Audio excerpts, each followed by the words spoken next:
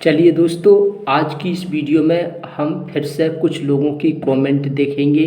लोगों की क्या समस्याएं हैं, एक एक करके हम सभी के कमेंट पढ़ेंगे, फिर हम बात करेंगे। पहला कमेंट है कि ब्रदर, मैं मोरबी से। अब मुझे घर में ज़्यादा परेशान किया जाता है और जी नाही करा कराबू बाधू करावे। पता नहीं आपने क्या लिखा है। देखिए, आपने कमेंट ठीक से नहीं किया है। आप पता नहीं कौन सी भाषा में आपने कमेंट किया है। क्या आप देखिए, जो लोग कमेंट करते हैं, एक बार कमेंट आप जब लिखते हैं तो एक बार खुद से पढ़ के देख लिया करो। खुद के समझ में आ रहा है, लग रहा है ठीक से लिखा है, तभी सेंड किया करो। ये पता नहीं आपने क्या लिखा है, मेरे तो बिल्कुल भी समझ में नहीं आ रहा है।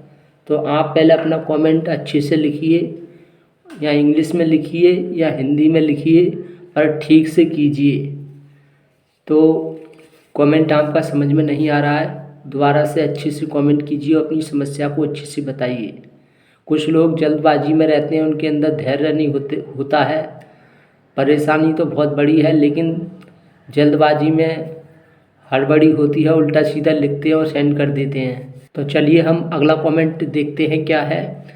अगला नेक्स्ट कमेंट है, भाई मैं बहुत परेशान हूँ अपने फादर से।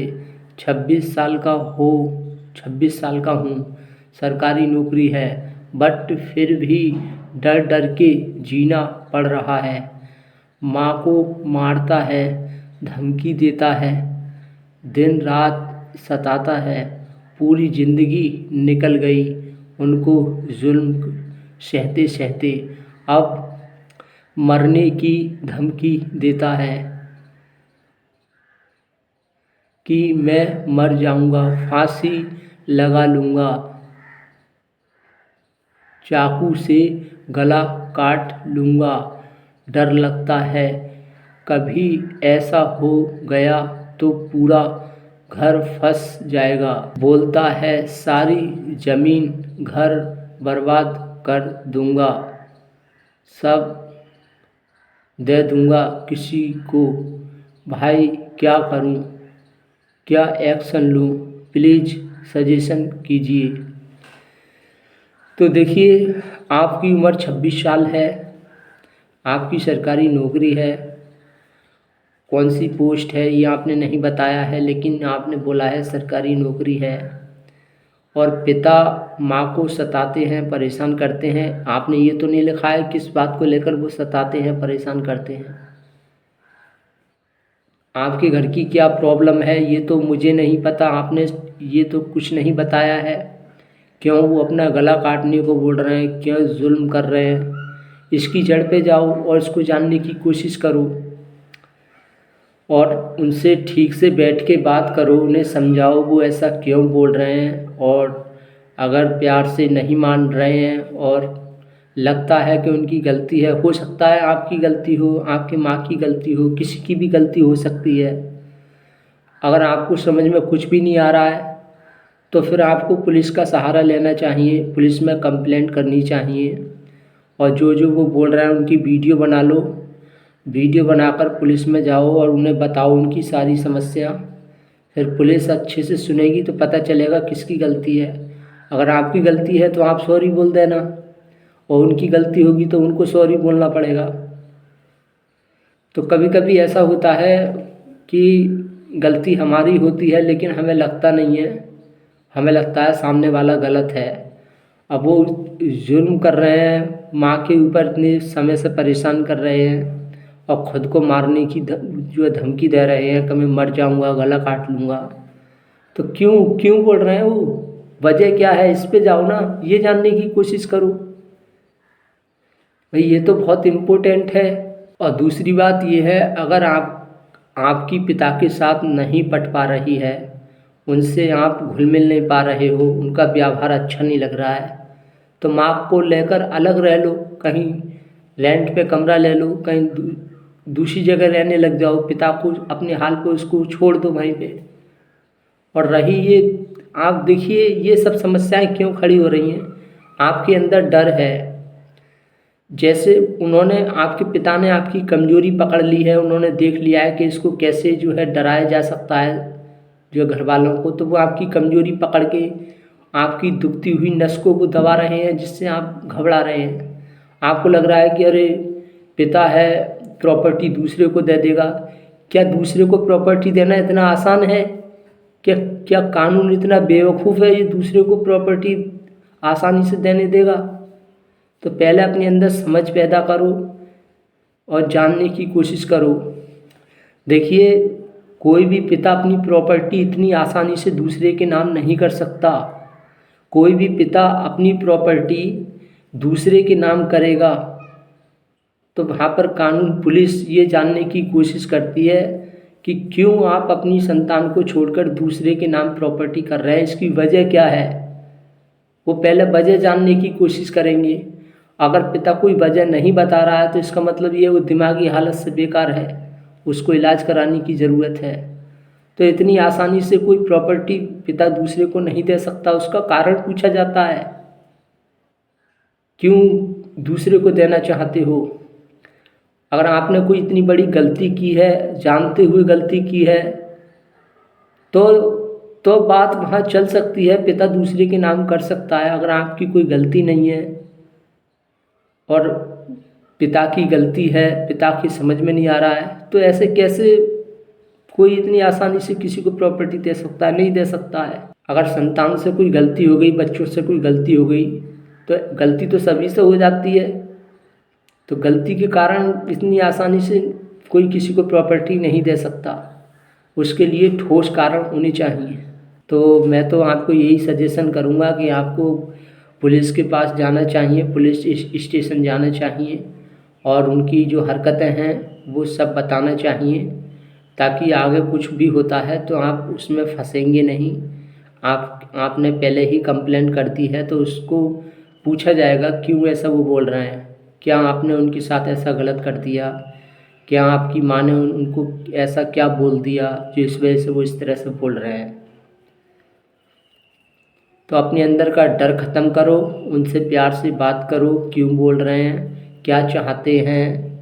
इस तरह से अब वो नहीं सुनना चाह रहे हैं आप और आपको भी नहीं सुनना है तो पुलिस में कंप्लेंट कीजिए। बस यही तरीका है और कोई नहीं, और कोई इसका तरीका नहीं है।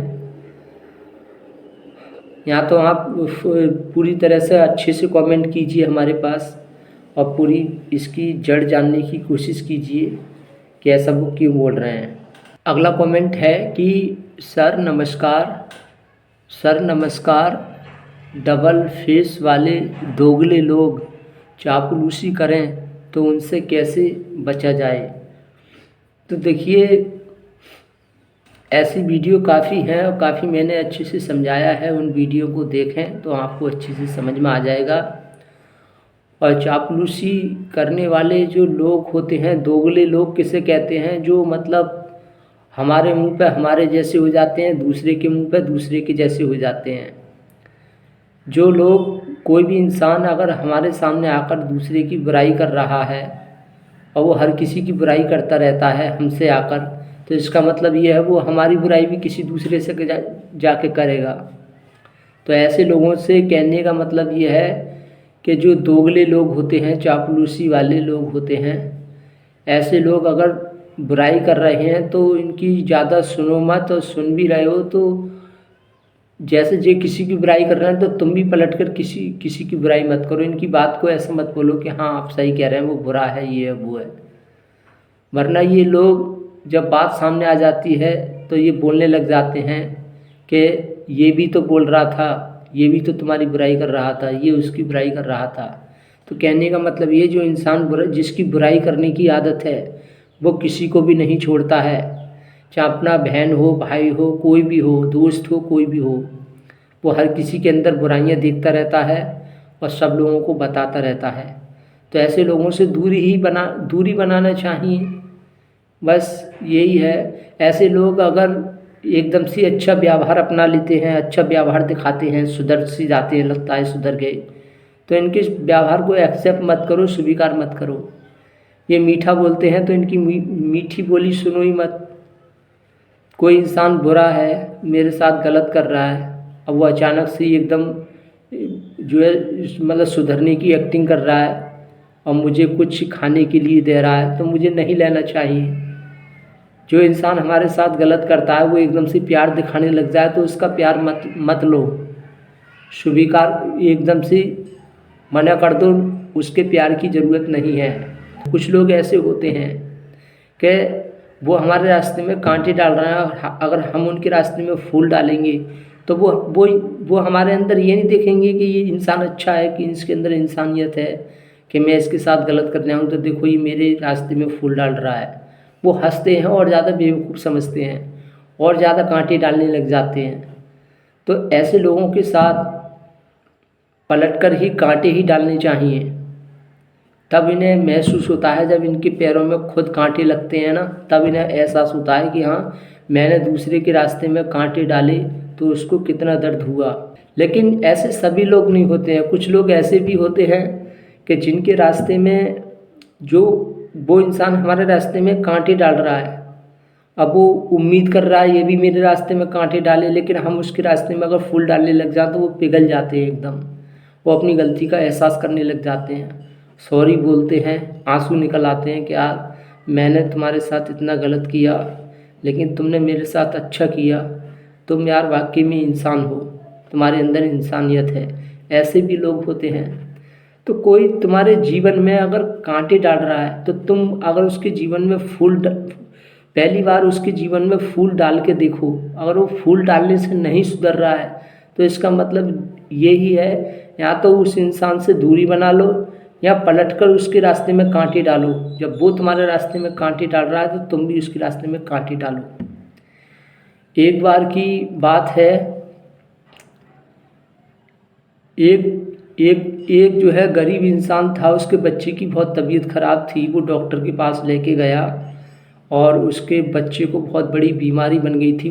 उसका जो है ऑपरेशन होना था, उसके दिल में छेद था, तो उसको ऑपरेशन होना था। उसमें बहुत रुपया डॉक्टर ने मांगे थे तो उसके पास नहीं थे, तो डॉक्टर ने उसका इलाज नहीं किया बिना पैसे के। उसने काफ़ी रिक्वेस्ट किया कि मैं बाद में दे दूंगा पैसा, प्लीज़ मैं अपना घर जो है गिरवी रख दूंगा, ये कर दूंगा, पर उसने उसकी सुनी नहीं डॉक्टर ने। कुछ डॉक्टरों को ना अपनी योग्यता पर घमंड हो जाता है, वही हाल उसके साथ हुआ। उसको अपनी योग्यता पे इतना घमंड हो गया कि वो सिर्फ अपनी प्रॉपर्टी को ही देख रहा था, एक से एक बिल्डिंग खड़ी करवा रहा था और बस उसे एक दौलत का नशा हो गया था। और इस तरह वो काफ़ी गिड़गिड़ाया, रोया बहुत। उसने पैर पकड़े डॉक्टर के, खूब रिक्वेस्ट मांगी, प्लीज़ मैं गरीब हूँ, मैं बंदोबस्त कर दूंगा, धीरे धीरे कमा कमा कर मैं दे दूंगा। घर तक उसने बिकने की बात कही लेकिन डॉक्टर ने नहीं सुनी। डॉक्टर ने बोला पहले पैसा चाहिए फिर यहाँ इलाज होगा। तो उसका बच्चा अंत में वो मर गया था। वो काफ़ी जो है भड़क गया था। फिर वो एक बहुत बड़ा क्रिमिनल जो है बन गया। उसने फिर क्या किया, उसने मन में ठान लिया कि मुझे इस डॉक्टर को सबक सिखाना है, मुझे बदला लेना है। ये डॉक्टर ऐसे प्यार से तो नहीं सुधरेगा, इसके साथ जैसे इसने मेरे साथ किया है मुझे भी इसके साथ ऐसे ही करना है। तो उसने उसकी बेटी को किडनैप कर लिया, डॉक्टर की बेटी को घर से उठा लिया और फिर उसने काफ़ी उसे जो है डॉक्टर से पैसा मांगने की बात की थी।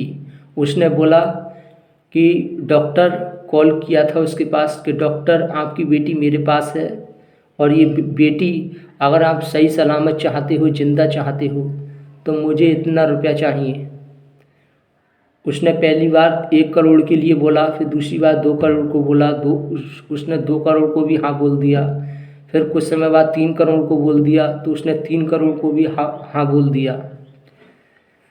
तो उसने अंत में क्या किया, उसे बहुत ज़्यादा परेशान करके रख दिया उस डॉक्टर को। उसने बोला कि 24 घंटे के अंदर अंदर मुझे इतने रुपए चाहिए, नहीं दोगे तो आपकी बेटी को मार दिया जाएगा। अब वो डॉक्टर अपनी बेटी से बहुत प्यार करता था, जान से ज़्यादा। उसके लिए 3 करोड़ क्या 10 करोड़ रुपए भी कुछ भी नहीं थे उसकी बेटी के सामने, सब बंदोबस्त कर दिया। तो अंत में उसने फिर उसे क्या किया, उसने उसको उसी की भाषा में उसे सबक सिखाया और फिर अंत में उसने क्या किया, उसकी बेटी भी उसको लौटा दी और जो पैसे थे वो भी उसको दे दिए। उस इंसान ने, जो गरीब था, उसने अपना दिल पत्थर की तरह कर लिया था कि मुझे अब इसे सबक सिखाना है।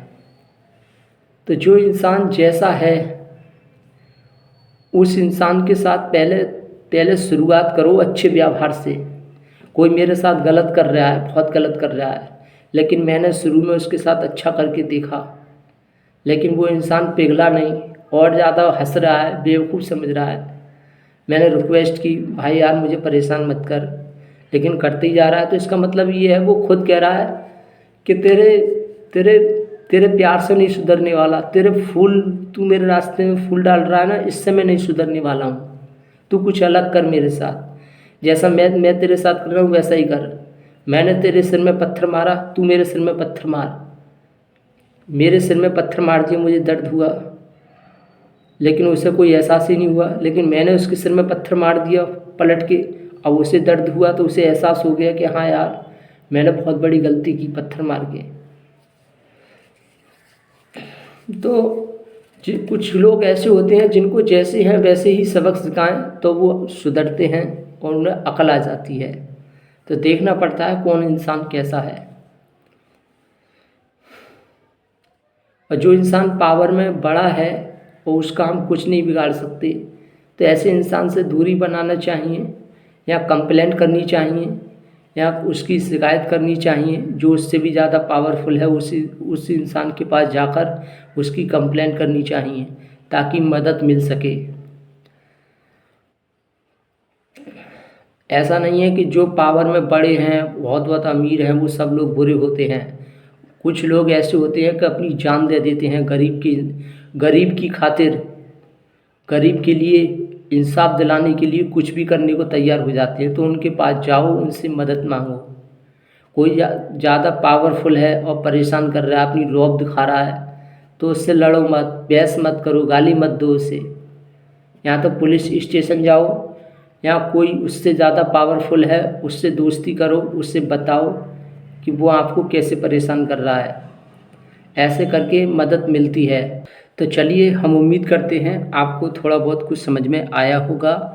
और जो लोग देख रहे हैं, जो नए हैं, वो मतलब जो लोग नए हैं वो देख रहे हैं, इनकी कोई समस्या हो, कोई डाउट हो, कुछ और कुछ पूछना चाहते हैं, वो हमारे पास कमेंट कर सकते हैं, बता सकते हैं। अपनी समस्या को कमेंट करके शेयर कर सकते हैं, जिससे हम उसका समाधान बताने का पूरा प्रयास करते हैं। तो मिलते हैं नेक्स्ट वीडियो में। Thank you very much.